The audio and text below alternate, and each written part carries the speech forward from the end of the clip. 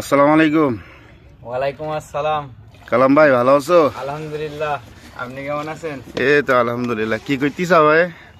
ভাই এখন লেয়ার মুরগির ঔষধ দিয়ে পানি দিচ্ছি, আর এ ঔষধ এর পানি হলো ঠান্ডা লেগেছে, ঠান্ডার ডোজ দিচ্ছি।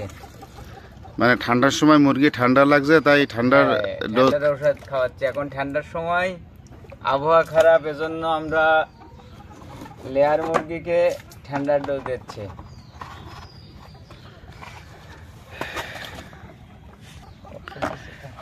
কালাম, ঠান্ডার ডোজ কি কি দিচ্ছ ভাই? হ্যাঁ দর্শক বন্ধুরা, আপনারা যারা আমাদের ফেসবুক ইউজারে যারা মুরগির খামারিরা আছেন তাদের উদ্দেশ্যে একটা কথা কই, যে স্কয়ার কোম্পানির টিলকোসিন, এটা অ্যান্টিবায়োটিক লিকুইড, খুবই একটি উন্নত মানের ঔষধ, যা 100 গ্রামের দাম 800 টাকা, অর্থাৎ 500 গ্রাম নিলে 3000 টাকা। সেই সাথে ডক্সোসিলভেট দিলে খুবই ভালো হয়।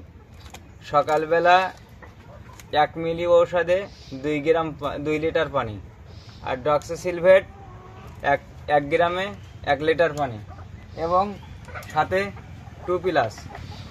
এটাও খুবই উন্নত মানের একটি ঔষধ, স্কয়ার কোম্পানির ঔষধ, খুবই ভালো একটি ঔষধ, এর সাথে দিবেন।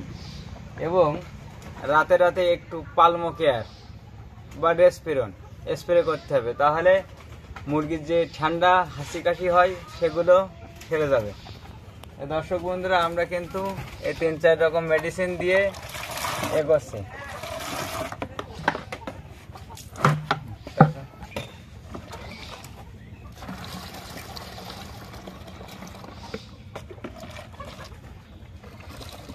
এক বালতিতে ওষুধ কেমন দিতে হয় গেলাম?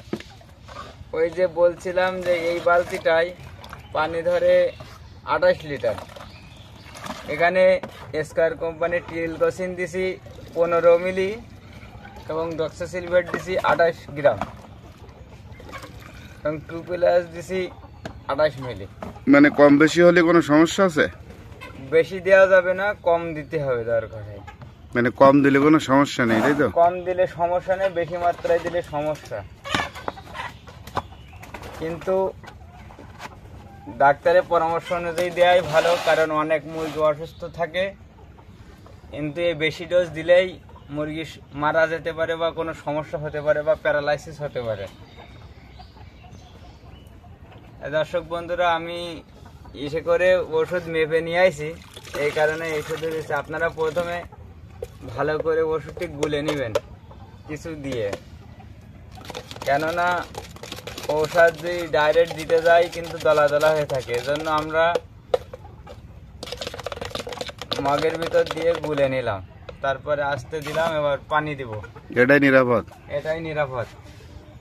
আর আরেকটা কথা সবসময় সতর্ক থাকতে হবে, যে পানি সবসময় পরিষ্কার, আয়রন মুক্ত হতে হবে। এই দেখেন আমাদের পানি কিন্তু আয়রন মুক্ত। আর আয়রন মুক্ত কিভাবে করবেন, খামারিদের উদ্দেশ্যে বলি, অনেক সময় আমরা বিভিন্ন রকম ঔষধ ব্যবহার করি। এই ঔষধ ব্যবহার না করে আমাদের যে বাংলায় বলে ফিটকিরি, সাতক্ষীরা ভাষায় বলে ফিটকিরি, আপনাদের এখানে বলতে পারে, এটা 10-12 বার ঘোরালেই পানি বিশুদ্ধ হয়ে যাবে। কারণ আমরা যে কিনা পানি খাই তাতেও কিন্তু অনেকেই ফিটকিরি মিশায়। হ্যাঁ, কিনা পানিতেও ফিটকিরি দেয়, এটা সত্য কথা। না, ফিটকিরিতে পানি অনেক পরিষ্কার করে। কিন্তু ফিটকিরি দিয়েই এ পানি খাওয়া যাবে না বা খাওয়ানো যাবে না মুরগির, কেননা এর একটা অ্যাকশন থাকে। 6 ঘন্টা একটি ড্রাম বা বালতিতে যাতেই দেন না কেন, দিয়ে 6 ঘন্টা অপেক্ষা করতে হবে আপনাকে, কেননা এ পানিটি তার একটা বিষকরণ আছে, নাইতে বিশুদ্ধ হবে কেন। এজন্য দর্শক বন্ধুরা, 6 ঘন্টা পরে খাওয়ানো সবথেকে নিরাপদ বলে মনে করি। হ্যাঁ দর্শক বন্ধুরা, আমাদের লেয়ার মুরগির খামার, এখানে 550 পিস মুরগি আছে। আপনারা ভিডিওটি সম্পূর্ণ দেখতে থাকেন এবং শেয়ার করে দেন, এবং কমেন্ট করবেন, বেশি বেশি করে কমেন্ট করবেন। বন্ধুরা, আপনারা যারা লেয়ার মুরগির বিষয়ে জানতে চান, ওষুধের বিষয়ে জানতে চান, তারা অবশ্যই আমাদের পেজ, আমাদের ইউটিউব চ্যানেলের দিকে নজর রাখবেন। সর্দার আলিম পেজ, সর্দার আলিম ইউটিউব চ্যানেলের দিকে অবশ্যই নজর রাখবেন আপনারা। আর আপনাদের যে যে প্রশ্ন আছে অবশ্যই আপনারা কমেন্টে জানাবেন।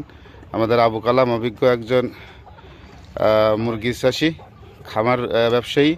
আমাদের কালাম অবশ্যই আপনাদেরকে পরামর্শ দেবে ইনশাআল্লাহ। তো আজকের ভিডিওটা এই পর্যন্ত।